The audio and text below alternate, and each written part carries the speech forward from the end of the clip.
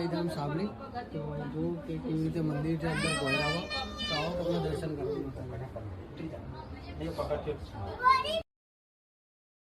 અહીંયા આગળ બેસવાની બી સારી સુવિધા છે. તમે અહીંયા વડીલો કે કોઈ હોય તો અહીંયા આગળ બેસી બી શકે છે અને અહીંયા આગળ બેસીને જે તમે એક અનુભૂતિ જે થાય છે એ અલગ જ થાય છે અને અહીંયાથી તમને જે નજારો જોવા મળે છે એ બહુ જોરદાર છે એમ.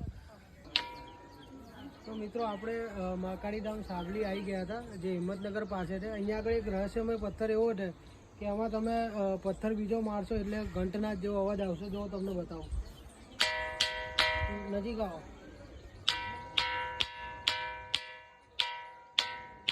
અને આ જ છે અહીંયા આગળ આ બીજા પથ્થરમાં મારીશ તો જેમ પથ્થર અટકાય એવી રીતે જ અવાજ આવશે પણ અહીંયા અલગ છે. તો આ જે રહસ્યમય પથ્થર જે એ બી બહુ જોરદાર કહેવાય અને અહીંયાથી તમે વ્યૂ બી જોઈ શકો છો કે કેવો વ્યૂ આવે છે.